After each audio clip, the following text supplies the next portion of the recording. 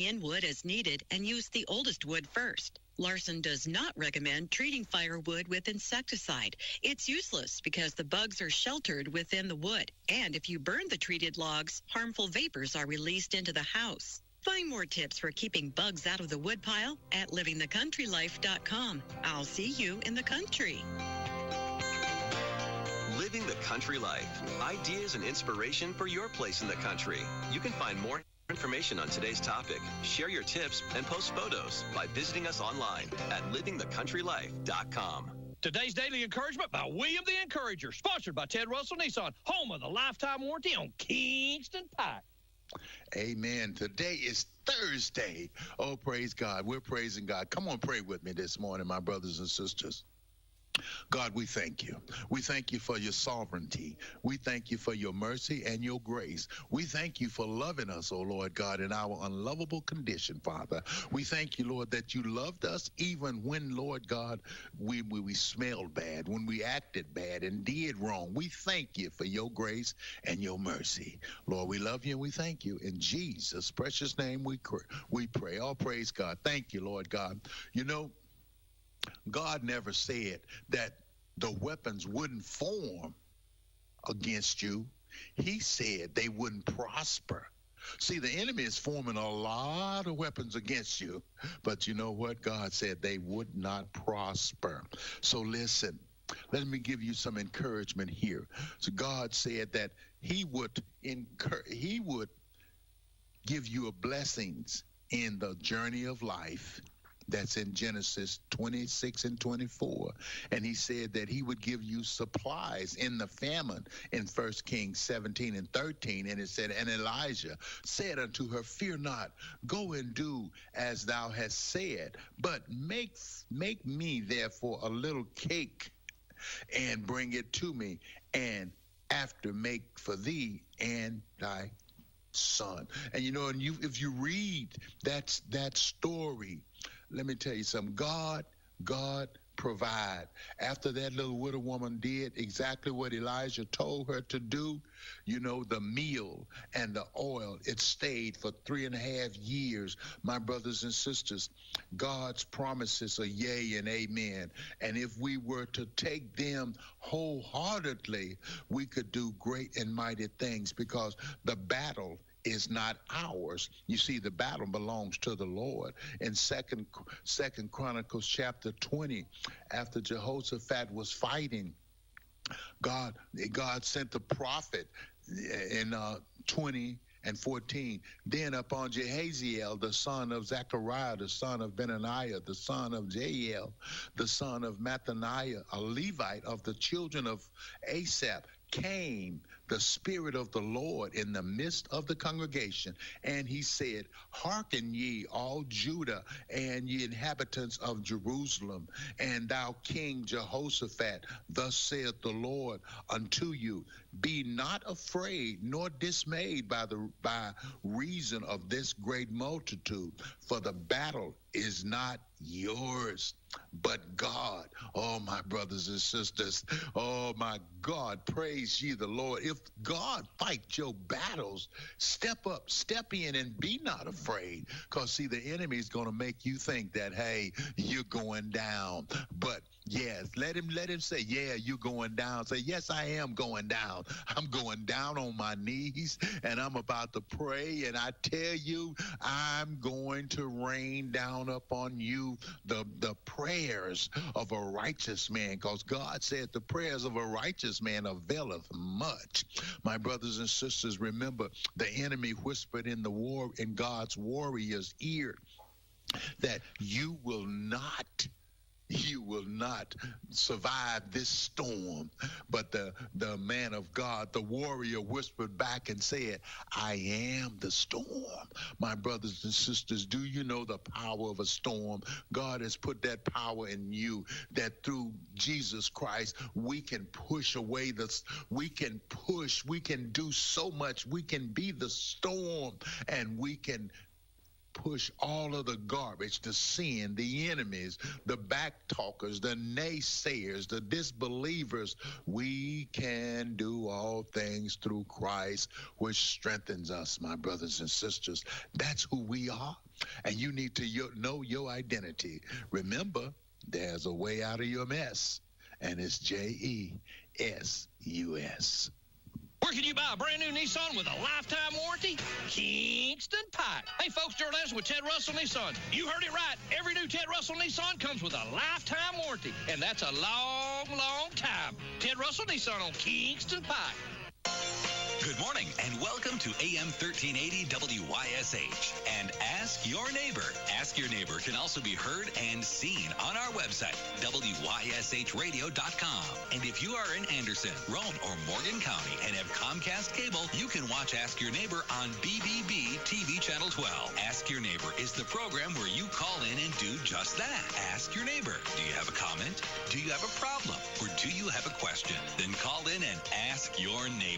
865-457-1380 or toll free at 877-711-4005. And for those of you that might be listening or watching on the internet, you can email from our website, WYSHradio.com. Just click on the Contact Us button and email your questions. Now sit back and listen as listeners throughout East Tennessee and the entire world answer your questions on Ask Your Neighbor on BBB TV 12 and AM 1380 WYSH. It's Thursday. That means it's David West, Stars and Stories of the Kaz Walker Show. Good morning, everybody. David and the crew here, bright-eyed, bushy-tailed, and ready to go. We're doing business this morning.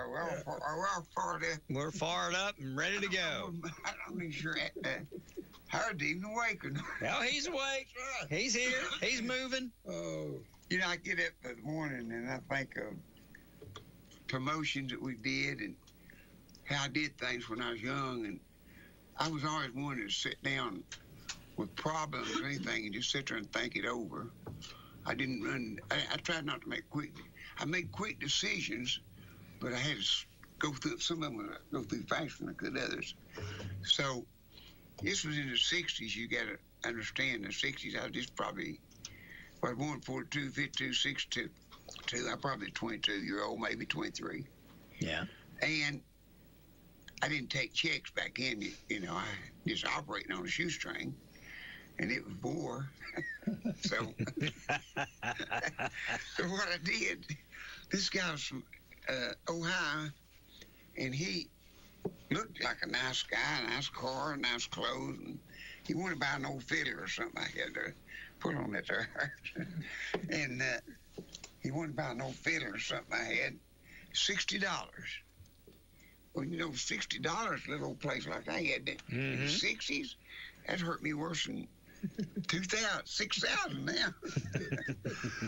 I mean, he's just going to put me out of business. No, not that bad, just bad. So he kept on dicking around, and he said, well, this check's good. I said, I own this and that, and that's a big deal. So I took his check, $60, and kabang, it come back. And I was sitting there in the dumps, and Faye, my sister, said, well, I guess you lost it. And I said, no, I ain't lost it yet. And I thought of that day as I worked, and I come in and I said, I got an idea. My daddy taught me you can't lose nothing if you ain't got nothing. So I done lost. I couldn't lose it. I done lost it. I had a chance of collecting it. So what I done, I said, don't you take that check, and I'm going to tell you what to say to the bank. I said, whatever the bank was, the name, I don't know, whatever it was. I forgot what it was now. It's in Ohio. I said, this is David West. I have a little business here in Tennessee. And a check like this would it would knock a great dent in my little business. I'm a young boy, and I'm just getting started, and I've got a bad check. I don't feel like it was a bad check. I feel like it just overdrawn, and they sent it back. I said, I'm asking you if you please would keep this check. I'm going to give it to you. I'm sending it to the bank. Y'all here at the bank, I want you to keep it. And if he ever gets enough money to spare that you can send it to me, I sure would appreciate it. It would help me a lot. Cause I said, it won't run my life, but it sure is hurting. guess what? A week or two went by. Oh, Faith, you got a cashier's check for the bank. I'll tell you another thing I did one time. I was a bundling buster. And I had one of them real pretty Timex watches. I just now thought of that. Real pretty Timex watch. And it's one, you remember, Ron, the stem pulled out the back, out the Oh, yeah. back, up and under the bottom of it. Stem, oh, it's a pretty thing. It was built kind of like one of them, not the Ventura, that other one. The Pacer. Yeah, Pacer. It's built kind of like that. Yeah. I guess that's where they got the idea. I wore it on Bundling Buster, and boy, people loved it, and I traded for it. And it cost new in the store $39.95. And that thing quit after a while. And I thought, boy, I wonder if Timex company's got another one, maybe a used one or something I could buy. Or would they fix this one for me? So I wrote him a nice letter, and I said, this is David WYSH from the network show. You can watch it. I don't know what state it was in. Maybe where we had a TV show. Wherever Jim Waller's home, we had 28 states, so it probably was one of them states. And I said, I wear this watch. I wore it for a couple years on TV and got a lot of comments on it. I think it's the greatest watch I've ever owned. But it's tore up, and if you could just fix it, or if you had a new one, I'll just buy one. I don't know where to get another like it, because I love this watch. And I told them about the network TV and everything, where they could tune and watch it. And it went on about 2 weeks. Here come a box with another watch. And they said, we're sorry, Mr. West, that we hadn't beyond repair. It's just wore out. And said that we just don't even have a used one we can fix like that. So here's one close to it, the newest model we had. I just sent me a brand new watch. That's good. And you know, I guess he's dead. Is Leo Simmons still alive? Or? Lord, I don't know. You know, he used to be at the insurance place there. Farm Bureau. I don't know, Dave. Real good friend of mine. And he'd stop at the store for different times, and we insured through the Farm Bureau, still do. I got a big payment for him this morning. But anyhow, this guy took a notion. My guy went to Nashville to get some money, and this guy said he could install PAs, and I said, okay. So he, my part was about $10,000 or $11,000. And he probably sold it for $15,000 or $16,000. He made $2,000 or $3,000, maybe $4,000 or $5,000. But when he got the check, he put it in the bank and wrote me mine, and it bounced. Well, I tried to send it back. They said, oh, he ain't got the money. He done blowed his $5,000, whatever he got. And I thought, well, I'm hooked. I said, I got to figure this thing out. So I happened to think, who works for that company you work for?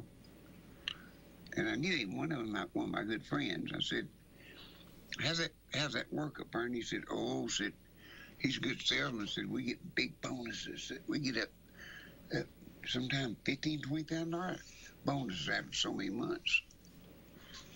I told him, I said, now that's the bracket I need. I said, won't you call me because you get one of them bonuses? I got a check. Needs to go back through the bank. So, but he called me up in the meanwhile and said, David, my wife went on a shopping spree and she thought that was our money. And it caused a check bounce. Said, I'm going to pay you, I believe it was $250 a month. Well, he'd been 3 years paying me off. We're going to pay you by the month. We get you paid up. And I thought, man, that's the end of that line. So I told this boy, so he called me up one day, and the bank was in Washburn, Tennessee. And Leo went with me up there. I said, come on, I'm going to show you how I'm going to do a deal. I think I got something up my sleeve at work. So I drove up there. He told me, he said, he got a lump sum yesterday. So go tomorrow. Don't go today, go tomorrow. And I think that thing will go through. So I drove up to the bank, walked in. I asked him, I said, can you check on this check and see if it's enough money to bank cash it? And I said, yeah. you want to cash it? You know, I went through and they could call him and he could took a little out and it bounced again. I said, no, I want a cashier's check for it. Oh, a cashier's check said, that'll cost you $5. This is way back in the 80s, I guess. And I said, $5? Here, just take a 10. I said, get you a dinner. They started grinning and I knew I was ahead of the game. Mm-hmm. So they gave me my check.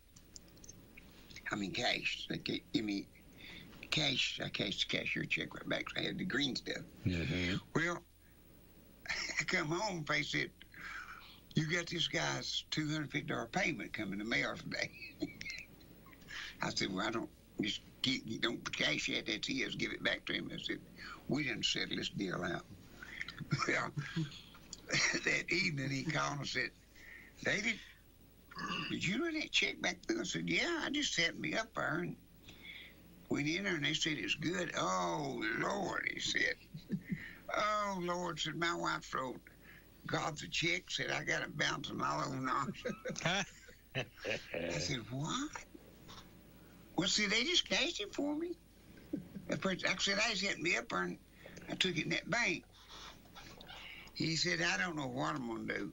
Said, we got checks bouncing all over Knoxville. Said, I sent you a $250 payment. I said, yeah, I got it. I'm not going to cash it. You can have that check back. I said, stop here. You know, she give it to him when he come in, I'm sure. But I got that. But you just sit down. You got to think about it. I had another one. They took it on a guy out of Florida or Georgia, one. And he wrote it on a check account that had been closed. That's fraud. And so I got her dressed up. I said, Howard, you went to help me collect this. This guy stole cars.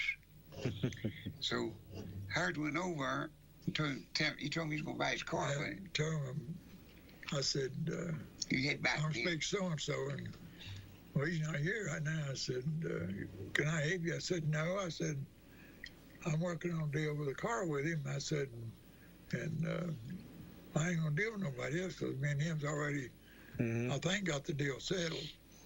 And I said, but I said, I ain't going to buy from nobody else, so I'm going to buy from him. So Clay was with me. And he said, well, he'll be back, said, after lunch.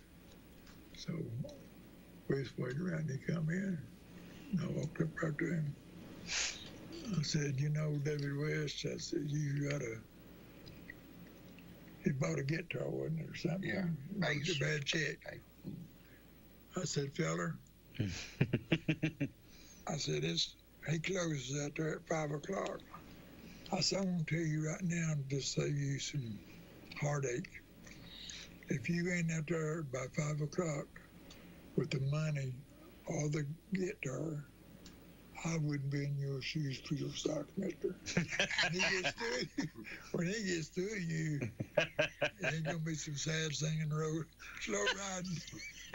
See what he does. Sad singing and slow riding. Oh, yeah. See, what Howard done when he's setting this up, he called Knox County because the deals in Knox County, they need to take him to jail or where, so he had to bring him over here for court. Because the deal was you're in Nassau County because he bought the base. So Howard got to run there. He didn't think it'd work that quick because he called and told him what time the guy was going to be there, and they're sitting there in his car waiting on him. But I had a lot of friends worked over, and they got him and picked him up, and so he went to court.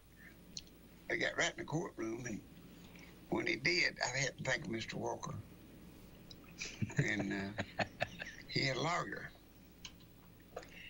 And see, this was fraud. I didn't have a cop to call in there and found out, well, that account was closed 3 months and he wrote a check. That's fraud automatically. He's ready for the big house or one house. So his lawyer went and said, Mr. West said, can we settle this out of court? And I said, yeah, we can settle it right now. You got some green stuff. And he said, how much? And so I had to tack on a little bit for my time. The trouble was what Mr. Walker said, don't never do it for free. Sure. Charge them people. So he we tacked a little bit on. He went and come back to the green stuff and said, sign this release now, because the judge fixed to call him up, and I think it's done been took care of. So I got him out of that. It's kind of strange about that guy. Don't call him names and nothing like that, but a few years, and I hate this, because I liked him. He's a good bass player and plays a lot of bands around. He just, I guess, thought he'd take Faye over, you know. A lot of people does women like that. And so they called me up to be his pallbearer. Well, you know, which I said, yeah, I'll be happy to. But I noticed that when people hoodoo you, if you make, my daddy told me this, he said, there ain't but two ways to do it. You go back to them and see, collect it one way or the other, or give it to them. Don't let them owe you. They'll never deal with you as long as they owe you, because they'll shun you. My daddy said, go take a bunch of junk, just tin cans, anything ain't worth nothing, to get that debt solved. And then you'll start making money off them again, they'll come back. And it was true. See, me and him was friends. He bought more stuff from me. We can take more checks. I mean, took free stuff. But there's a group from up the country here, out around Powell Valley or somewhere up in that area. They were a really good bluegrass group. They was straight up, I mean, they bought gobs of stuff off me at the store. But one day, I either took a check or something. Maybe I sold it to them to bring the money back the next day or something. Didn't do it.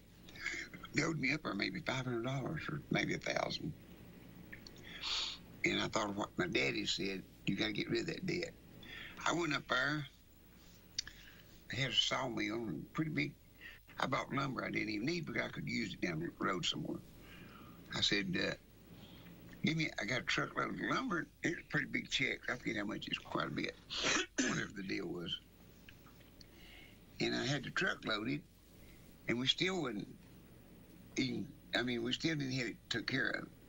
And they said, don't leave it hanging any of it. You always get it all right then. Get off books right then, and they'll come back and trade with you. So he had a chainsaw in a box sitting there, all the pieces, wasn't worth all in all. And I said, what do you take for it? Well, that's a good one. I said, I'm fixing to put a piece in it. What do you take for $100? I said, load it. And I just took old junk. Well, next 2 or 3 days, they didn't buy it from me again. So I started making money off from them again. See, it's the way it works. Getting even is not the way you work it. It's trying to get it settled. Yeah. And I started hauling produce house to house. And Daddy said, now listen, son, I want to tell you something. 42 Chevrolet I got from your daddy had like a Cadillac on it, and it was pretty. I wish we get a picture of it.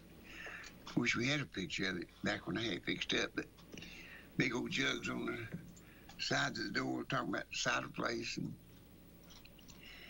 I'd go down there, and I sold a lot of stuff more than he did. He sold potatoes and produce. Mm-hmm. I had drinks and bread, and I was out for Barry. These people come out. He said, now listen, don't you let nobody go hungry. If somebody act like they're hungry, give them a loaf of bread. If they ain't got no money and they look poor, just give it to them. But do not sell it to them on credit. Don't even credit your mama. Credit's not good. It's causes enemies. Yeah. So that's true. They wanted a loaf of bread on credit, and I said, I can't do it. I'll tell you what I'll do, though. Here, I'm just going to give you a loaf of bread. You don't owe me nothing. I'll pay you tomorrow. No. You will pay me next time I come around. I'm giving it to you. Well, they kept trading with me. He said, they'll be ashamed if the second time, if they want on credit or bum, don't stop her, keep going. He said, you don't have to give it to them the second time because you ain't getting it from no other bums. But he said, there's them people will admire you and they'll start trading you now, and they will. Yep. And then people, I told you about the old chainsaw and stuff. I took it, everything I get. Most of it is junk. I probably stopped and threw it in a hole somewhere on the way home. But I did accuse the lumber, but from then on, they come back. I made a lot of money off them. But I think Dave was more forgiving about them checks and people owing him than Faye was. Yeah. They wanted blood. I'd take that bet. hey, I come in. I can tell this. They wasn't no friends to it. They was business. Some of his family maybe listen, but it's true and it's funny. Now I laugh about it, but they were serious. I come in our workbench back there, and I said, a car radio. And I said, well, where did that car radio come? It's before we put strings on guitar stuff. I said, where'd that car radio come from? She said, Luke said he needs some gas money, and I had to have some collateral. He said, I ain't got nothing but my car radio. She said, go take it there. That's what I mean. I tell you, this is funny. Dennis Money knowed that she had to have collateral. So he said, watch this, David. I'm going to pull good on Faye. He was a basketball coach, you know. Yeah. And he had one of them big nets. You know, they carried like 5 or 6 basketballs in that big net. Yeah. He said, watch me. He said, she's going to ask for collateral. So he went there and got this net full of basketballs. And right in front of everybody, and a good crowd in the store. And he said, Faye said, would you loan me $20? She said, yeah, what have you got for collateral? He held that sack up, said, just my ball. Sack full of basketballs. These basketballs, you know, everybody laughed real big. You know, he wasn't going to borrow 20 nohow because me and him in business. Yeah. But he just wanted to show you how conservative she was. Well, then it got till we put in one of them machines. I just about quit taking checks. I wouldn't take any unless I knew you pretty well. I think I was counting on the board in my lifetime. I probably had 25 bad checks, and I think I collected all of them, but maybe 5 or 6. I collected about all of them. But anyhow, I got one of them check machines where you run your check through it. Which it automatically takes that, puts it in my account, see? And if it goes over $1,000, then once you call them, they'll say, yeah, okay, go ahead. They look him up right quick and check his credit. I told Faye and all of them, I said, no, we can take a few checks. Take all you want to. But don't give them this merchandise till you run that thing through there. I said, and if you don't run it through there and you take a bad check, they'll make it up. Because it's no need in me having the machine and paying so much a month for it. It's no need in you take the check. I don't want to lose it. I done it for y'all's proof, you know, to make everybody come out right. Yeah. Well, this boy come in and she had a checker, and I said, you did run him through the machine, didn't you? She said, no, I knowed him. I said, I bet he's bad. Oh, no, I'll collect that. I said, okay. Old boy come in, she told him, then he got married, and his wife and Faye got into it. They argued around about 2 or 3 months, I guess, on that check, never did get it. Finally, one day, she was coming and said, it was $300. I said, here's $300. I said, what's that for? She said, that check, and I didn't run through the machine. I said, well, thank you. Because, see, if you say, here, I'm going to give you that, well, she'd probably do it again. Yeah. She didn't do it anymore. Yeah. I'll tell you that Faye's pocket, I guarantee it didn't happen. I'll tell you another one was pulled on her. You didn't get many on her. But I'll tell you what, she had... I'm surprised you got any on her. Not many, but any. Where you lose money is because you trust somebody. Yeah. Yeah. If somebody told me he's a crook, you can't beat me. Yeah. If they said this is a rattlesnake, I'm not going to treat him like a black snake. Mm-hmm. They said it's a copperhead. I treat copperheads one way with a hole across his head. Black snakes, I may let him go, you know, a sheep snake or something. But anyhow, there's so many things that, you know, where you can't collect like that. But these people come in and you know, I trusted them, and I'd loan them amps every now and then. And then they play Saturday, and you bring it back because they need the money. It's just things that you think can't happen. But Faye was always real particular, and she never did lose much. But I'll tell you one that she helped me with, and this is one of the best schemes I've ever saw, I do believe. This is one of the best ones. They made a military Martin and I had one. Had all them emblems on it. Army, Navy, all that. Mm-hmm. You remember that, Ron? I don't remember. Oh, that was a beautiful guitar. There wasn't many of them out there, and I kept one in my collection. I sold it. Here come a guy through the door. I've got it. I saw this in the office yesterday. Me and Anthony is back there at his office now. And I want to take that off and show it to people. Take it out front and tell them the story on it. Well, this guy come through the door. He had these nice plaques, about 12 inches, about 8 inches. Boy, beautiful wood. And this guy was so precise with this. Come in, suit and a tie. And he said, I'll tell you, he's from North Carolina. He said, I'm working down here in Tennessee right now, so I'm from North Carolina. And said, I've got this veterans big plaque here. And said, I'm selling for $100. $100 each. And he said, some of the money goes to the veterans, and, you know. And I said, man, I want that. I got a guitar, veterans guitar. That goes right with the guitar.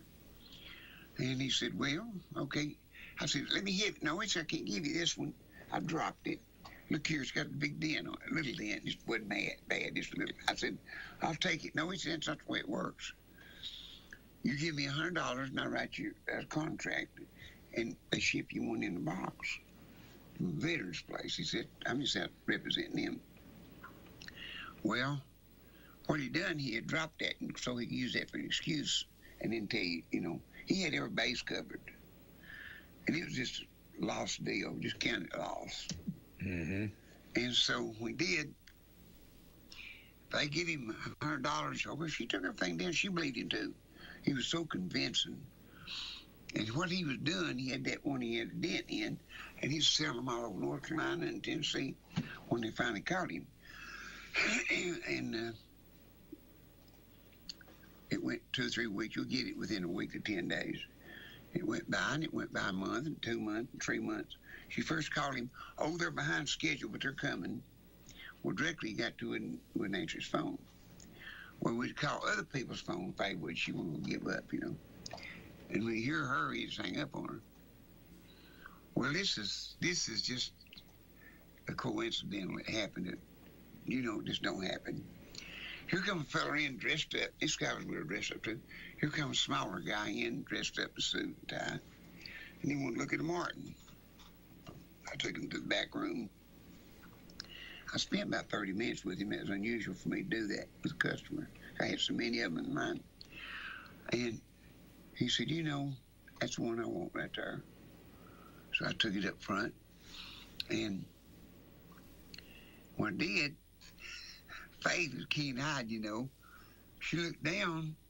I don't know where he paid it, probably credit card or whatever. She was filling the invoice out, maybe in cash. But she looked on it and she said, so-and-so, North Carolina. Is that where you're from? He said, yeah. It's a little town in North Carolina. She said, do you know, just a minute. She over and grabbed that guy's plaque thing out, you know. And she said, this guy here's from your same town. Said, do you know him? He said, no.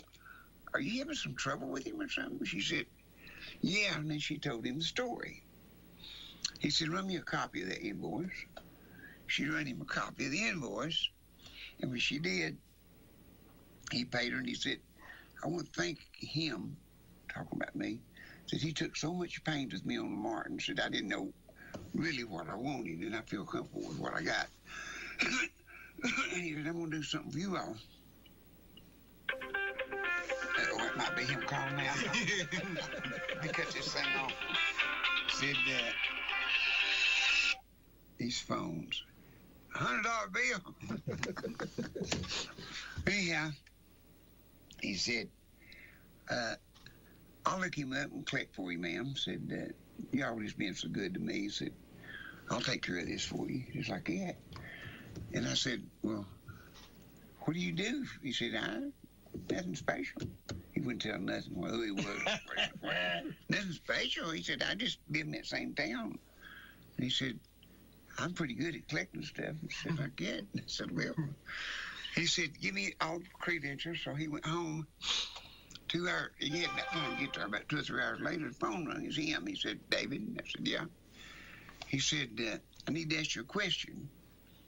He said, this guy ain't got but one of those plaques, and he was selling off of that when he didn't even own them. And no telling where he had that made up at a trophy place or something.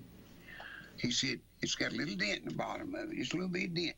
Can you live with that? And I said, he said, if you can't, I will make him go get you and made. I said, no, I don't care about the dent. He said, it don't have Ciderville music on it. You're supposed to throw that on it too. And I said, I don't care about that. I just wanted to hang the guitar. I don't care about Ciderville music, and I don't care about the dent. But he went and got one of these machines, Ron, that you clip, Uh-huh. wrote Ciderville on it, stuck it on. I just peeled it back off, and I got that one. Well, he told me this 2 or 3 hours after he bought the Martin. He said, look for it tomorrow. I told him we wanted special delivery or something. You should have it tomorrow. You may even have it today or tomorrow. And he said, if you ain't got it in 3 days, you call me. You'll get it. And I said, well, I sure do appreciate this. I said, what do you do? What kind of work do you do? He said, I just made a good phone call, I guess. No, he never would tell me nothing he done. He was secret all the way. But he said, I sure appreciate doing business with you. And I hope this helps you just a little bit. And I told Faye, I said, get him a care package. Send him strings and a few extras and items, some picks and things. And she went out, never heard of him. Actually, boy, I got my plaque. It's hanging up in there. It's got that little dent in the bottom. He had done that. He probably had it made up at a trophy place. Yeah, and they're selling off of and it. dropped it. He probably done it on purpose. Yeah. Mm-hmm. And no telling how many of them things he sold. And I'll tell you something I started to do. I wish I had of, but I didn't do it. This is going out a little far, but I wish now I'd done it. So they had, you remember benches, you sit out front with a whole bunch of nameplates on it. Yeah. You know, Yep. maybe YSH or, Yeah. well, then Mr. Walker was pushing Superderm Save. We had one at Walmart. We had them different places. You remember what there was. Mm-hmm. Had all kinds of advertising, about 10 advertisements about this big on. Yeah. So we ordered about 6 or 8 of them, maybe. I forget where we put them, but what them people do, they live right on the Tennessee and Kentucky border. And some way they could flip across, because I called a big wheel in Nashville and said, Dave, it's hard to collect from them. Said, that's a bunch of thieves and crooks that's putting them out. Said, they tell you got them for 2 years, and they put them out. About 3 months later, they go jerk them up or run out there and change the things on them. What they do, normally they pick them up and put another bunch down and take that bunch and take it somewhere else. Take things off so you don't catch up with them.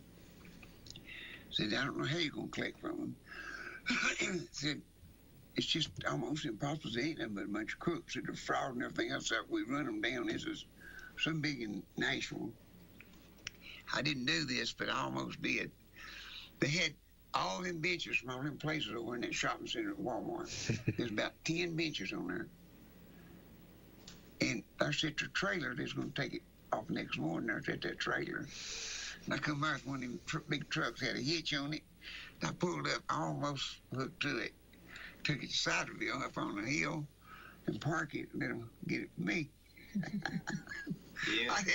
I'd get my money back that way, wouldn't I? Yeah. Because I back in, I didn't care how they want to do it. Little guy said knife, gun, or fight, whatever. But that got him, wouldn't it? Yeah. Picked it up, left with him. But, you know. I may have been one of them guys that used to work for Mr. Walker. Yeah. They wanted to collect the damage. Oh, he had everybody's bench. He said, we may not be able to get your money, but we can get you a hand or a finger. Yeah. Oh, he would, buddy. He'd fight. Man. He took a pole, beat one up in front of his car one day. He got out and he beat him up, knocked him down. He stuck his head in the window and said he was going to rob him. Mr. Walker said, could I help you? Because the window's down. He didn't have air conditioning. Took too much gas. That guy stuck his head through the car window. And he said, could I help you? He said, I want your money. I'm robbing you. He had no knife or gun or something. Mr. Walker said, well, I have to get out of my pocket. He had a big old pole that went right down beside his seat that it made that. He used it for a walking stick or knock the head off or whatever it needed. And when he got out, he slipped that pole down and carried it. And he met him again in the car. He went 2 or 3 licks, he knocked him out. He had some friends sitting over there watching to see if he could do it. Get over here and drag him out of the way, I'm going to run over him. Oh, he had a bad temper, Mr. Walker did. They drug him out of the way, said, we're glad you did that, because he's tried that on 2 or 3 people. Said, I ain't got time for his foolishness. He said, that's a true story. That's our, and boy, he'd do some news. It's a sight, though, that the deadbeats that sit and scheme something. Yeah. You know, and most of them smart people, they could really do something. Yeah. And they always had good answers, too. I remember, this is bringing in church a little bit, but it's still funny. And she was pretty smart for answers for people. So our pastor was the greatest guy in the world. He had his second marriage, and his second wife kind of wanted to run things, you know, at the church and everywhere else. You know, it happens sometimes. And my daddy was deacon, and Faye was secretary. And so she was, I don't know, some discord. I was just a young boy then, you know, probably 8-year-old or something like that. And so they had a meeting, her and the preacher and my daddy. Of course, I'm there with them, you know. And that's the only time I ever saw my daddy real mad, but the preacher loved him as much. He weighed 425, that guy did. The preacher did. He wasn't fat. He was just a Mongo. And he loved my daddy so much. Daddy would have hit him. He would just hug his neck. He said, Mr. West, I love you. And he did. He bought him a truck one time. My daddy, we need a truck. He bought it for him. He was the guy that would give you his shirt off his back, and he'd take it off and hand it to you. He was in Petros prison. He told us all about going to prison. This guy robbed people. He was bad. He said the Lord called him preach, and he couldn't live, but they did it.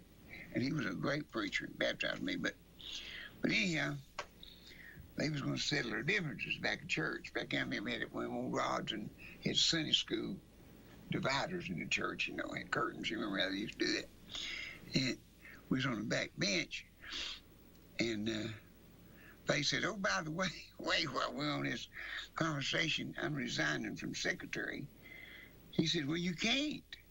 She said, I can't. Why can't I? He said, Gibson Collins is without repentance. She said, well, I wasn't called to do this. He said, if the Lord didn't call you, how'd you get the job? She said, Brother Emmett over appointed me. You know, it's funny here. Yeah. Oh, you talk about me now. I picked up on all them little dudes in words. I got to tell you something funny, too. So I told her I heard this in my welfare this morning. She goes to the bank. Another bad check. And this woman collected it over there. But anyhow, she wrote a bad check. And we call a bad check is one that bounces. Right? Well, sure. But they can get techno over a weekend. If you get techno with you, it's a worthless check. That's where you have to get a warrant. If you somebody that likes you and just writes it up, you know, not trying to show their authority, but they had somebody in the courthouse back in those days that I guess maybe just got the job and wanted to make sure that you knew they had it. So she went to the bank, threw it in there, and said, I need to take a warrant out for this bad check. Whoever it was read it and said, nothing wrong with that check. She said, it is. Said it come back. Said, you see it stamped, it's on the back, insufficient funds. And he said, ain't nothing wrong with the check. And she called me up. She said, David, they won't write me no warrant for a bad check. And I said, well, she said he looked at it and said there wasn't nothing wrong with it, the way it was wrote. And I said, now, Faye, then that's not, see, I had to think back in my day it was rough because I had to make it from pennies. And I said, look here, turn around there and hand him that check. And before you hand it to him, you say, what is the proper wording where a check has come back? I said, no, don't give him no loopholes. What's the proper wording for a check? It's got insufficient funds on it. I said, use his words. Well, if you're going to take a warning, it has to be a worthless check. It's a good check, but it's worthless. Which I would like to went to court and tried that. What's good about it? I mean, what's good about him put up hay if he ain't able? Got heart trouble. What's a one-armed banjo picker going to do? See, I like getting in court with that. I just love that, things like that, see if I could do them. Well, when Dad, I said, now, if he don't answer you when you ask him that, ask for Attorney General. I said, now, somebody is over there pulling your leg. So she turned around to him. She said, now, I want you to write me a warrant for this worthless check. And so he wrote a warrant in. And Rick Campbell heard this, and he said he went up there to a bank. He heard about that other story, and said he went to the bank, and this fella owed him so many $300 or $400, but whatever it was, he'd always like $5 or $10 putting that much in the bank because he didn't want to pay it. Rick said, third time I'm going to pay, how much money he got in his, how much did he like getting this? I said, oh, it just likes $10. I said, just a minute. He got 10, said, deposit that in his deposit. He got his money. So you think about how to do it. It's all right there in the black and white, but Mr. Walker taught us, and my dad did too, you do have to get the wording right. Yeah. But somebody that knows you in a hometown where you do a lot of anything, they know that you're not trying to pull something. You know, some of the banks we've had around here has not been, well, they're not hometown banks, are ruled by somebody out of town. Yeah. And they all are now. See, you got that right. And I had to sit one straight a while back. They need told. I've been banking with the Union People Bank in the 60s. Yeah. And 70s. Here's how many checks I've had to bounce. Sodaville has never had one check to bounce. And I told them when I banked, I don't do that now because they can do what they need to with it. I said, now listen, do not, if I get a check back, something comes back on a customer, $10,000, I don't care what it is. You call me, and I'll get the money to you. I'll come in there and get a couple of cashier's checks or something. I'll do it for you some way. Don't take it out of her account, because if you do, it messes her books up. Just let me come pick the check up. And I said, if they don't come, but we don't live far from Union People in South Clinton, if they ain't there in 30 minutes, then you take it out of account. Give us 30 minutes to come pick it up. And that's the way we operate, because it's a hometown bank and they knew me. Yep. And we did it that way. I had some come back on other people, not on us. But now, I hate to have to say this, a lot of the banks, when you walk in, gives you the feeling, they give me the feeling I come in and rob them or something. I mean, ask them to do a check, cash checks for $5 or $10 or $15, in the stack, or cash check, your driver's license, it's every time. Your driver's license, you're this, you're that. I said, won't you just take the number off the bottom of that check and look in the account and see if there ain't $100,000 or more there, but I ain't ever to do business with. And then just go ahead and do it. It's always something. Mm-hmm. Driver's license, and you know what it is, you drove me up the window. Yeah. It's driver's license or social security number or full name or... But you can vote without any of that. Yeah. You have I that just trouble don't- too. You have that trouble, Ron, son? Yep. I just never could understand how people write a check and not know How much that money there they isn't got. enough money in there. Unless you have got maybe a wife that's out there spending more money than what you're bringing in. And you need to And, switch wives. You get wives everywhere. You get rid of her fast. Yeah. But, I'd like to see you as one of them guys. Barney told me, I'll call Barney, and they'll send me like my insurance or whatever. Now, they'll send me the new pots and all that stuff. And I keep waiting around to get my bill to send my money in. I called Barney and I said, I still ain't got a bill. Well, don't worry about it. I said, you got a 10, 15 day. I said, no, I don't work that way. When my bills come in, I pay them the next day. Then that way I won't forget. Because that's just the way I operate. But it ain't that way with them. They still don't pay up. Boy, Ciderville always. I remember when I opened the first bank account for Ciderville. Wasn't much. I didn't have much. I was so broke. They said David was so far up against it. I mean, I wasn't broke, but I didn't owe nobody, but I didn't have nothing. That bad, would you, David? I didn't owe nobody, but I didn't have nothing. So it was bad when I started business. I worked for Bonnie and Buster when I got the music store opened up. That's how I met Joe Morrell, and he gave me stuff on consignment. That's how I got started. 1968, I turned it into exactly a music store. We got rid of the fruit stand and all. But before that, I just traded on instruments and stuff. But I went over, I opened a bank account in Ciderville. And I told Faye, I said, now listen, well, me and her went into banker. And I said, okay, there are going to be 3 of us involved here. You, the banker, Faye, my sister, and she's the only one going to write checks. I don't.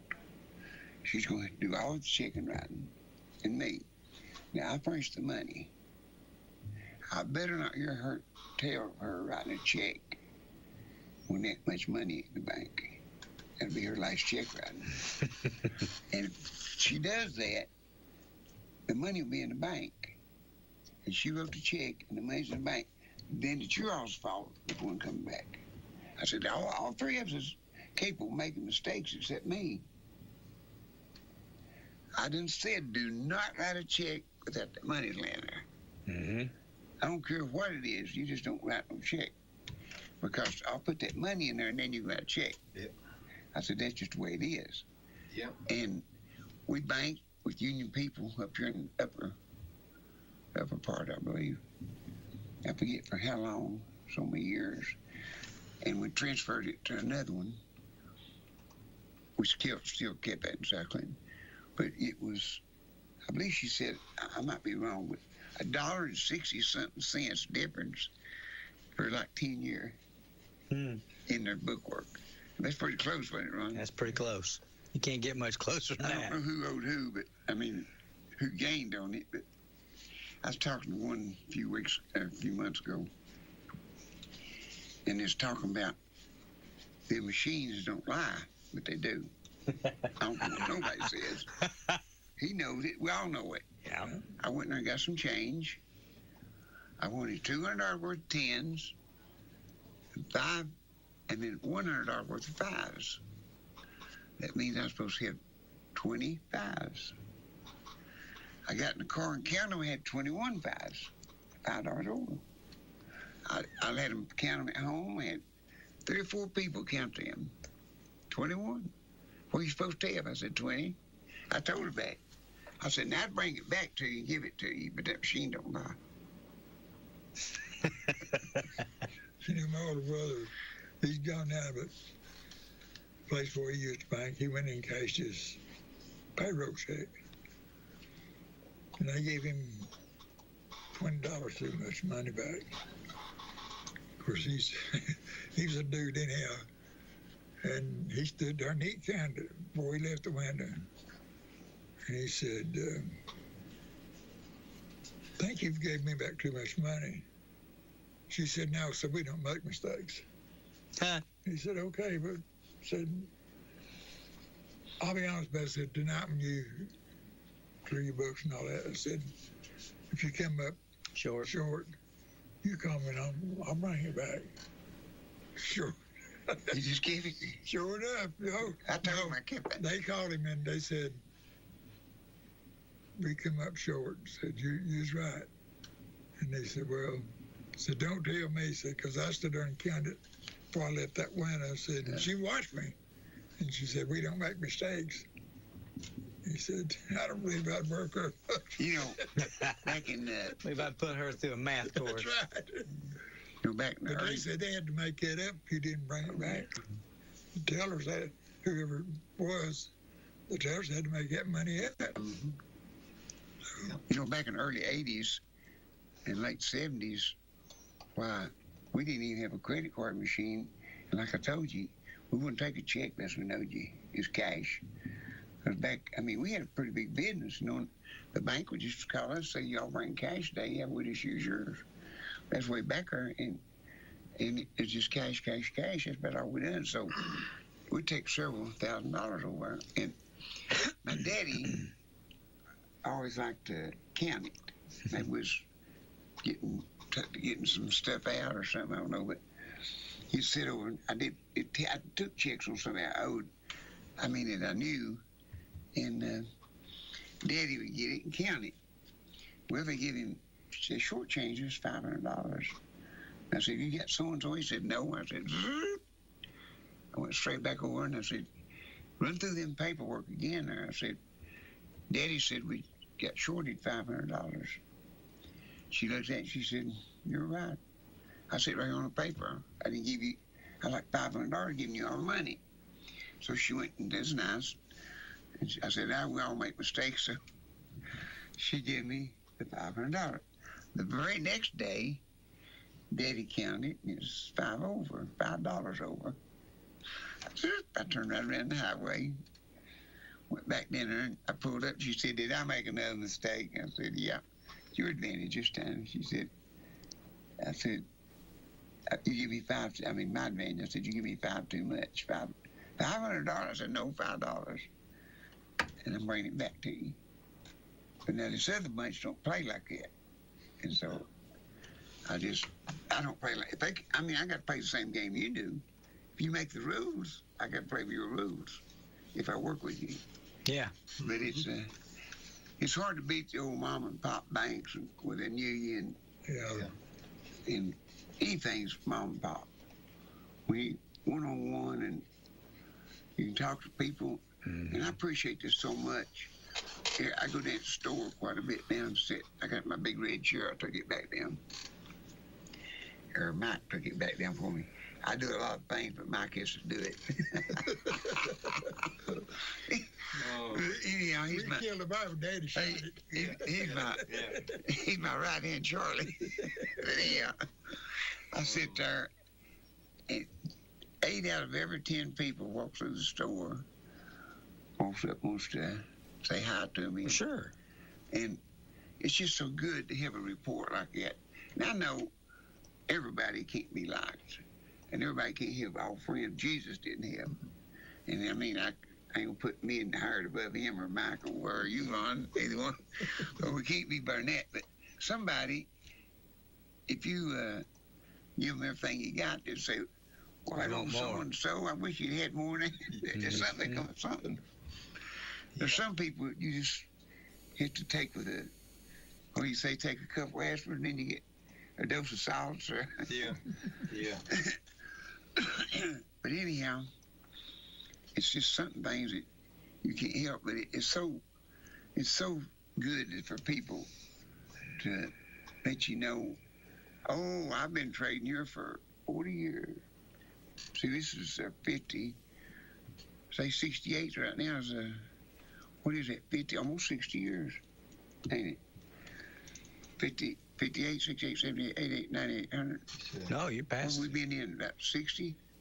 About 67 years. Yeah, 67. 67 head to 68. Yeah, 68 years. That's a long time for a music store. I was getting that going sometime. We got some neighbors up there, and of course we talked a lot and stuff. She said, so I believe said he really liked you. I said, well, then I said, why couldn't he not like me? I said, no, that's the fella said. She said, you're not confused. She said, you're confused, boy. No, hard nose. Me and him has done the roughest stuff that could come. Yeah. We've tore down old buildings. We've worked in rough stuff. Broke down walls. And you've worked this house 24 hours straight, not even go to bed. Yeah. And eat. Not even sit down to eat, just eat out of our hand. And we never had one crossword, did we? No. Everything, and me and Mike the same way. I mean, we built everything from chicken houses to dog houses, tree houses. We had to kill ourselves, Ron, but we were just laughing about it. We stacked furniture. Might as well laugh about it. Went up step ladders with that $100 furniture. I mean, we were just out of breath when we said, and we both was up to the mark. But I heard put up hay all day at 5 o'clock. I say, well, I was definitely on schedule and everything. 5 o'clock, I heard we got to run get a shower. We got to play at 7. Get off at 8 or 9, 10. What are you going to do? We're going to set monuments. I promise I'll leave them today. Wasn't no ghost see. Everything's good. Don't give him much time to think, Mike. No, You'll find something to do. He said the other day, yeah, the ideal. I said, just one. I tell you, the roughness, I guess, out here in South Pole, it just wore out. At this trailer park, and we was cleaning it up. You know how them things are. Oh, it was nasty and bad. We usually cleaning there so often. Old boards and old crap. Well, somebody, 2 or 3 people moved out, left everything from a hound dog to an old car. And Harry, this July, we was over loading that stuff up. And Harry was on strike. It's the only time he ever grumbled. At least he didn't grumble. He just stated a fact. I said, man, this is hard, ain't hard. We was just about to die. It's July in the hot sun. And I said, this is rough, ain't hard. And he said, yeah, you know what, David said, I'll be glad when this strike's over so I can go back on vacation. And then life, but he was just cutting up because I'd call him. I think one time a car run through the fence, the cows were getting out. 4 o'clock in the morning, I called him. He just got home, got to bed, because they probably worked him too. I said, I'll be there in a minute. We put cows up, run them down, put them up, fix the fence. Oh, man. Yeah. So I felt, I have a few times I felt like his preacher friend that we used to have way back. He said him and his wife, his name was Bailey, and his name was Callie. Callie was her first name. And he said, me and Brother Bailey, this preacher, said, me and Callie just got married, and said we lived in a 1-room cabin and cooked and everything in the bed, and said we was in it. The fireplace went out, and said we was under this big old feather tick. And said it was so cold, and said that night it snowed, and looked on the foot of our bed, and there was snow on it. We went through them cracks. Ooh. Blowed through the cracks and said, oh, we was laying down there. We just been married a few weeks. Said, oh, it's like toast. Warm, and said, this rich farmer was out there going, sue cow, sue, trying to get the cow right to break of daylight. Oh, he said it was cold after that wind blowing. And said, he was laying there, and he said he looked over at his wife. He said, honey, ain't you glad we're not rich? Yeah. You know, easiest thing would take it that come, wasn't he? Yeah. That's the way it was, though. And farmers up daylight, Till dark. running the milk and stuff, feeding all that, go in and eat breakfast and hit that, whatever they had to do that day, till dinner time, and work till dark. Yeah. Yeah, I can understand why they went to bed at 9 o'clock at night. Yeah. Yeah. Because, I mean, they worked. I mean, that, Oh, yeah. A house was just a nothing- place sleepy, and it wasn't nothing stable. easy about farm work. Nothing. No. You know, I got studying that with John Rice. He got me one of them cabins, and this, I put it back differently, but it had a loft in it. Everybody slept up there, the kids and everybody slept up on the loft. The bottom part was for cooking and eating. Yeah.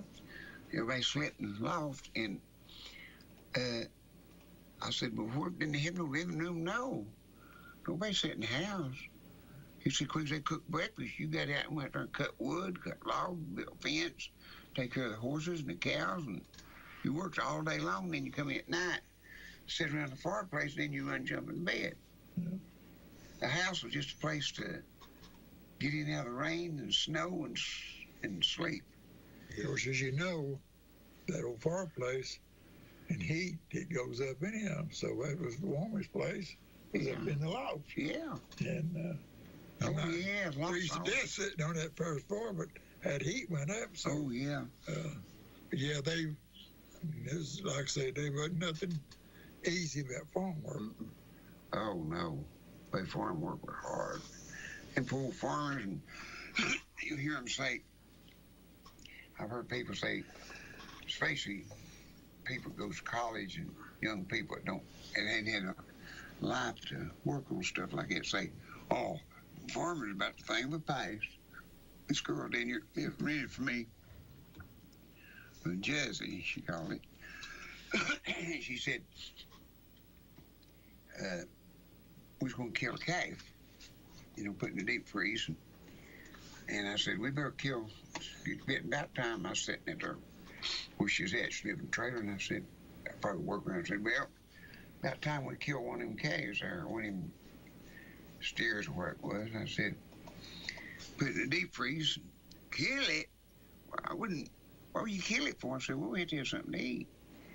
Eat? You're going to eat a cow? Eat that? And I said, what do you eat up in Jersey? Never eat hamburgers? She said, yeah. I said, what do you think that is? Leaves off the tree? That's a cow. Somebody's cow. Yeah, yeah. It's a sign, ain't it? It is. That's like Nat said, when she was growing up, she wouldn't eat cow's milk. She said, I want store-bought milk. And I said, where do you think it come from? Same thing. Yeah. Oh, it's something. Oh.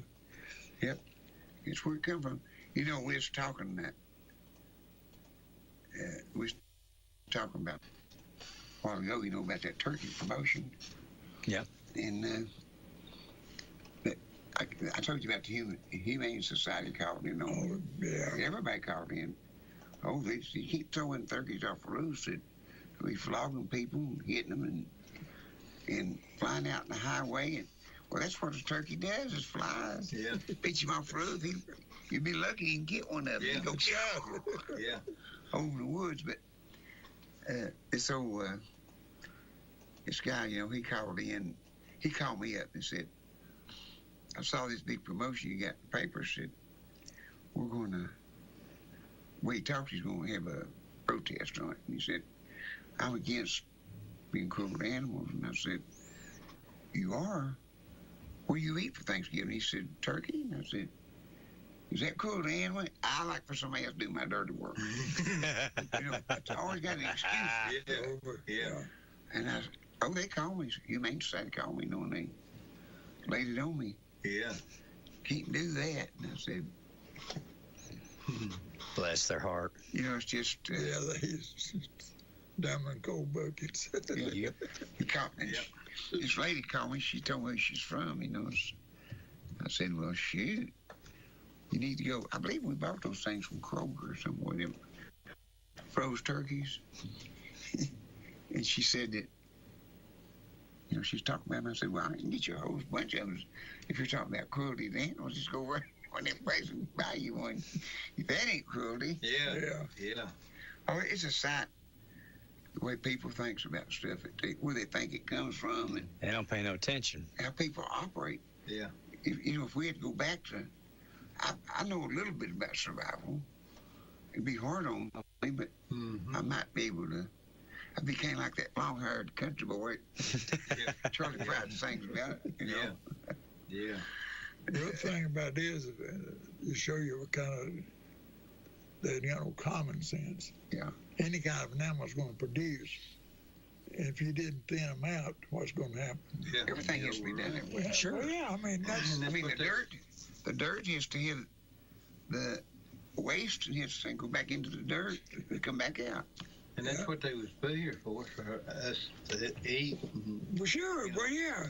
I tell you, the Lord put them on this earth for people to eat. Yeah. I always get a kick out of Bernie Sanders because I like to hear him because most usually it's pretty dumb, but sometimes he comes up with a good one. It's like me. I'm dumb in a lot of things, but every now and then I get one. I get Sanders said I get a good one every now and then. He's up there saying, if we don't do this climate change right now, look what's going to happen to our kids. Well, look what happened during COVID. We ain't even got a cure for COVID yet. Yeah. The cure is blow up who's ever dropped them germs out on us. Yeah. Yeah. And they got a cure for it if they won't do it. But I mean, COVID is still going. Yeah. And here we are worried about climate change. Yeah. Well, I seen it on the news this morning. Some students in China just come and they brought some bad stuff in here. Yeah, I heard it that there's going to all kinds of. Didn't say Chicken exactly what it flus and was, but everything. it's some bad stuff. Well, they figure if they kill the old people, they can bend the young people. Well, they said they didn't know where that COVID came from. Now, that's a bunch of Yeah. crap. Yeah, that's. They know exactly where it come from. When you take a country like China, they did not let their people fly out of China to no other country. Chinese people. Mm-hmm. But you could leave China and fly anywhere in the world. It's produced in that place. Yeah, my Exactly doctor. what was it. They know exactly what was Yeah. I went to my doctor. He's from Texas, a heart doctor. And we had to wear a mask, you know. I took his mask and printed on it, "Thanks, China." And of course, it did come from China because I took it out of the package. It made in China. Mask. You know, I like to be just a little sharper. I like to get a good one in every now and then, you know. I walked in, he said, "Thanks, China." It didn't come from China. You know, I don't know what his politics was, but I think he changed them directly a little in. And I said, "It did do it? It didn't do it?" He said, "I'm sorry, I shouldn't be talking about this." I said, "No." When I took the pack open, it said plainly on it, "Made in China." Oh, you awful. Said, so it went on to, not long ago, he caught it 6 times. Jeez. He had COVID 6 times. I had it twice. And I was in there a few months back, and I said, "Dr. McCoy, I want to ask you a question." He said, "Okay." Because I go to his house and pick for his kids and soccer, and one of them getting married, and he uses me on everything he can. He said, I said, "How many times you had COVID?" And he said, 6. "Thanks, China." I said, "Well, see, you got converted." Yeah. Yeah. You know, like it, Yeah. you know, he had me on the operating table, and he's fixing to, I believe he's fixing to stop my heart and see if he'd kick back in or something. It's scared to stop me, you know, and they got right in there. They got, of course, they knew I played music. He's telling them, said, "David's going to be doing a soccer show for me this year." And he just kept on. And I said, "I don't know that I'm going to get off this table." And I said, "Here we are talking about me playing a soccer team, and I'm going to get put to sleep. My heart's going to be stopped." "Oh, I'm going to bring you back long enough to do my shows," he said. There's a girl in there that she must have been there a long time. And she said, "Oh, here comes baby David." I didn't doubt so much. She said, "Let me put bear hugs on him. He's cold-natured back here. It's like an ice house back there where they do that." Yeah. And when I got through, they put a cutting stent. My stent growed up, and they had to do a cutting stent. And they never had done one at St. Mary's at that time. They had to get a Baptist doctor, the heart. He come over and done it. And she said, "I wrote your name on a wall over here." I said, "You did?" She said, "You're the first person in St. Mary's to ever get a cutting stent. I just put in, just drill it out, put another in or something." I said, "Well, I guess I'm good for something." Hey, I went through the thing at the courthouse. They got that thing. I said, "Now I'm going to tell you about that thing. Magnet thing." I said, I got tin all over me, and metal all over me. I said, "You start there at my knee up, it's metal. I broke a hip, I got a big long rod. To just get on there." I said, "You ain't gonna get nothing but buzzes." Because I said, "It's metal, metal, metal." But the doctor said, "Well, I'm gonna put you down as you got the first new technology that's come out. They put that Watchman in the lice, you know, I guess." Yeah. That's one of the lice things. It's not the lice, but it's one of the. But anyhow, I guess we better get off all of the stories and get home and fry some fish for dinner, didn't we? Sell some Martins. We got Mike West with us today, And we better say hi to Bud, hadn't we? Yeah. Might as well. Bud Coppett. Mr. Buddy Coppett. Yeah. Yeah. You know, Mike's daddy sold me my first truck that I started making money with. Traded to my car. We didn't have no money. We didn't have either one. Yeah, neither one had no money. Both wanted to trade. Well, his daddy was a musician. You remember me telling you about the pencil? We put the rubber bands around. Yeah, it. make His a daddy capo. showed me that. Yep. His daddy played dobro, and Mike played dobro too. He played it up there where you was at Union County Opry. I ain't even got to go up there yet. I don't guess they know me up there. Yeah. Well, I was with the right crew, at the time. But your dad could play about anything there was to play. We did a thing about 8 weeks ago. Con was there with us on it. And Sons, about 2 months ago again. It's back first of summer. Yeah. Three Ridges. Yeah, 'cause it come a storm. Yeah. Man, it come a bad storm. We was under a great big pavilion type thing.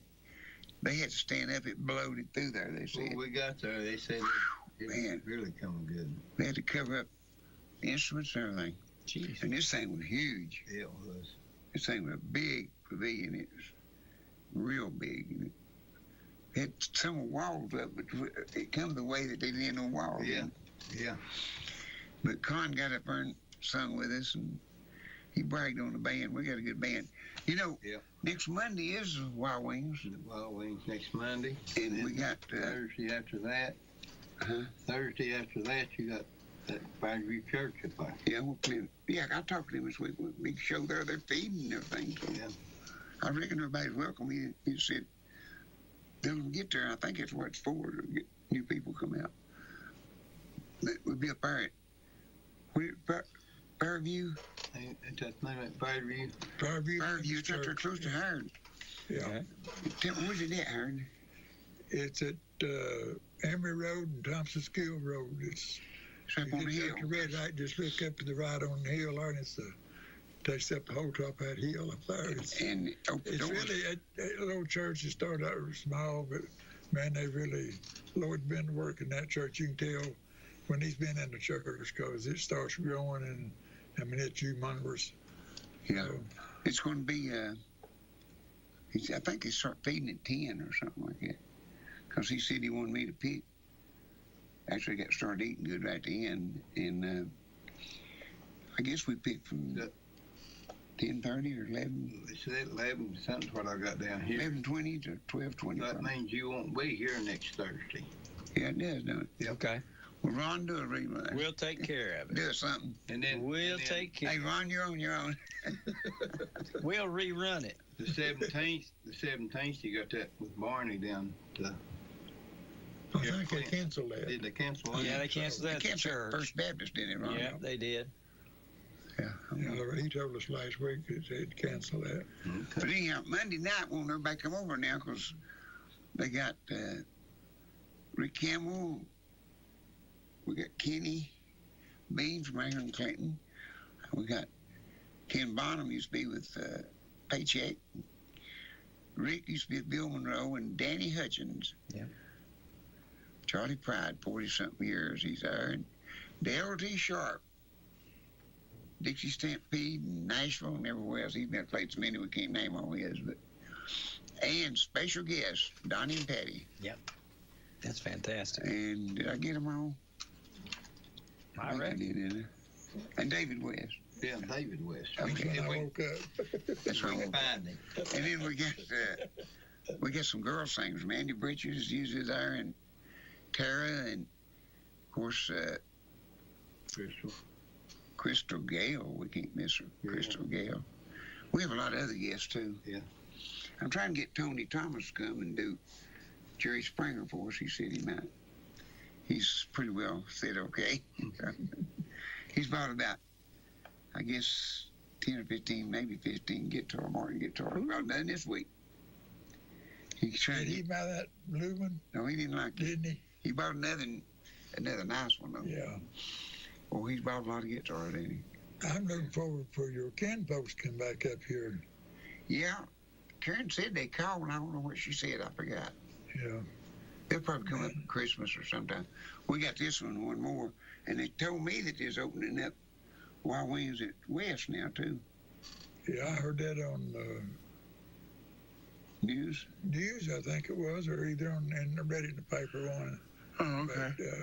But they closed another one, and they opened that one back up in Pruitt. So WYSH, it's 6:30 and 7:30. We want everybody to be there. You know, it does. It makes you feel so good when you play shows like that, where people come up and tell you how they've enjoyed it. You made them feel better. And just before we had to shut down for COVID, 2 or 3 weeks before we stopped playing, was when they shut everything down. This blonde, she's probably 30, 35-year-old maybe. She walked up stage, said, "Could I talk to you a minute?" And I said, "Yeah." And I walked down to where she's at. And she said, "I've been to the doctor today," and said, "I've just been depressed and I feel so bad." And said, I went home, said, I just sat there and I said, "I ain't gonna do nothing." And so I thought about you playing. And I come over here and she said, "This has really been a blessing to me." We had Claudia with us then, and she said, "That woman sung them gospel songs, just did my heart good," and said, "I just want you to know how much you cheer people up." And that's what it's all about. It's not, used to, I had, that's where I made my living. But now, everybody's got good jobs or retired, and we mainly just want to be together, socialize, because we're all getting up in years. And, face it, I told her, face it, I remember David was so broke, he had to make one of his checks out to me to get to work at the store. My TV check, and I keep the road check, but, I ran into Joe Morrell. It seemed like the Lord blessed me to so many ways in my life to meet the right people and good people. And they wasn't blowing smoke. It was really Joe Morrell. I talked to him and said, "Sell guitars for me and I'll give you half a profit." And I make one day, and I could 2 weeks working back in. And he said, "Well, I'll just stock you up in there where you sell." And I said, "Well," he put me in on consignment. Of course, about not over 6 months, I had enough to pay him off. I didn't spend it. I paid him off and started soldering myself, sold on, I guess you call it. And directly I got going bigger and bigger and bigger, and this good Lord blessed me, and I met a lot of good people and had a lot of good customers. You get that Martin dealership, David, you just steadily went up. You sold more Martin guitars than anybody in the country. He's selling them now, state, but in the country, number 2 in the world, wasn't you? Yeah, one time. So, Lars stayed in the 3 and 4 bracket. Yeah. It's hard to do back in. Yeah. It's hard to do in stores. Sam Ash and them, and 2 of them, I think they went out of business. Sam Ash and Manley Brothers, I believe, sold out or quit one. I think Sam Ash is closed up, I believe. That was us 4. Yeah. Manley Brothers, me, us, Sam Ash, and Elderly was the 4 big ones. Yeah. And, they couldn't believe me. I couldn't believe it. I got my first, it's over on the wall, people read it. The first thing where I got a plaque, and it said, we're going to give you this little honor. Said, it's really hard to be in the top 25 of 1,100 dealers. It's really hard. Yeah. Most dealers never reach 25. And said, we're proud to say this year that you was number 14. Yeah. So I went on up into that. Of course, that was just next year I went on up. Mm-hmm. And I didn't know what to think when I got that. I looked at it and I said, 14 in the world? 1,100 dealers, a lot of dealers to compete with. Said, you're number 14, won't you know how much we appreciate you? And then we just kept going up of the year, Tennessee retailers of the year, and I started sending wooden things out. And a lot of that stuff I didn't even keep. I guess I kept it, but it probably fell off and got thrown away. I should have put it all in a scrapbook or put it all in a picture frame. But there's still a lot of that. About 14 and the retailers a year on some of it's still there. Every time somebody rents something from me, though, they want to change it to their way, and that's the way they see it. Yeah. He's got a real good drum room, and he's doing a big drum business right now. I think he sold maybe 2 or 3 sets last week, and that's good. That is good. But some days he sells 3 Martins. So that's pretty good. That's good. Yep. That's real got good. them all. These days, that's good. Martin ukulele. He's got the beginning Martin guitars all the way into D45. That's your best stock model. D45, D41s, on down the line. And all this is in stock. The newest one on the market, you got to see this one, that blue one. The blue one? It is out of sight. Beautiful. The wood and stuff on it, it's beautiful. We got it displayed yesterday or the day before. Don't you come over and stop and look at this. You talk about beautiful. It's a little pricey, but it's nice. And them D45s, they're making two tones in 41s now. Oh, wow. But anyhow, we got a lot of things going on at Ciderville. And Doug has got a big show this Saturday night, I think, and Friday night. He has open mic thing and karaoke, I believe it is, on Friday night. And every so often he has every other week or two, he has a big Saturday night show, and I saw it on the marquee. This Saturday night's big, and then he rents it out for other things if you need him. Go have a party or a picnic or get married or whatever. I think he had this week it was doing a lot of filming, I think, something for him. I don't know whether making a little movie of them or anyhow, there's a bunch of them, and I didn't go see what they're doing, but yeah, there's a lot of things going on at Ciderville. Knight goes over and helps us and drives a lot for me and does a lot for me, and we appreciate him being here today. And Howard, I don't know what I've done without some of these people. It's just like the Lord sent them by to me of all the people in the world. They landed in Ciderville, and I'm glad you did. I appreciate you.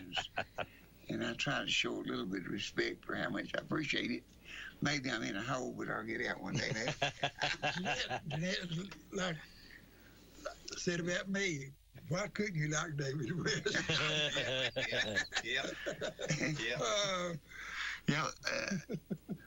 I had to give the shirt off my back. I would. I'd give all I've had before, but they know if they need it. Somebody asked me in there one day, said, would you loan Howard $1,000 if he needed it? I was talking about don't loan money. And, I said, a lot of times it makes enemies instead of friends. Mm-hmm. And they said, I said, I wouldn't even loan Howard $1,000 if he asked me. You wouldn't? I said, no, I give him $1,000, but I wouldn't loan him $1,000. That's true, ain't Howard? Yeah, exactly. Yeah, I know that. Or you get good friends like these two here, you got good friends. Rick said that one day we was playing the Knoxville Fire this year, and they had to sit. Did he have to sit me? No, I could get around this year. You got up. Last year was the time I had to get up on a wheelchair. Yeah. But anyhow, we're sitting down, and I was sitting down in the back. I was still kind of weak. And I heard somebody say, Rick said David is one of the best friends he ever had. And he said, he heard me. He said, no, I didn't say it that way. You know how Rick is. He'll call your hand. He said, now listen, what I said, I had very few friends in this world. But if you had a friend like David West, you didn't need many friends. He said that's where I said it. Yeah. But anyhow, I tried to get him to take it over and let me out of the music business. Oh, I can't do it like you. He said, I've learned it, but I just can't do it. And I said, well, Rick, you got to get on. You got to start flying, soaring by You're going to push him out of the nest. Yeah, you got to get out of the nest and start flying. But anyhow, we're glad that all you people that heard us today, and we hope we said one or two things maybe that cheered you up. Our country's going through a lot right now. Let's pray hard for our country and our officials that's up there that they'll do the right things and what Jesus wants them to do. And, like Mr. Walker said, you be good to the Lord and he'll be good to you. And it's good if we can always try to do something different and be something different to help people somewhere down the line. I like to picking now. Used to it was way of life, but now I like to see somebody enjoy it. Sure. It makes them happy or something. So till we get to see you whenever, about 2 weeks, I guess. I want to thank the good Lord and all you people for being here, and Ron for letting us be on. Yes, sir. I'll tell you what, I got a dial that I listen to is at Merle, 96.7. Plays all the time now. Yeah. Oh, I almost lose a crop. I sit there and start listening to it. And something else, I'd like to hear, if you can, directly, when we leave or something. Yeah. I'd like to hear a little bit. I've never heard Graylin James' new song. It's over on Merle. Yeah, we're playing it. Yeah, I've heard it. I heard just the last few words of it on Merle. Yep, it's on there. Yeah, we'll play it. Yeah, I listened all morning this morning trying to see if it come on. I was wanting to hear it. It's going to, I think he's officially releasing it this week or next. I think it is. But I've been playing it since it came out. Is it, it's not charting yet. Is it going to, you think it's going to take hold? Or? Depends on if they get behind him or not. If the record company gets behind him and pushes it a little bit, it could. It's called Water at the Wedding, ain't it? Water at Your Wedding, yeah. Yeah. Well, it's good. You got a lot of good shows on Merle over here, too. Oh, yeah. A lot of people live with these two stations. But till we get to see you again, may the good Lord bless you. Talk to you later. Thank you for listening to AM 1380 WYSH and Ask Your Neighbor. Make sure you tune in at 10 a.m. each day, Monday through Friday, right here on AM 1380 WYSH and BBB TV 12. Or listen live online at WYSHradio.com. And remember, if you have a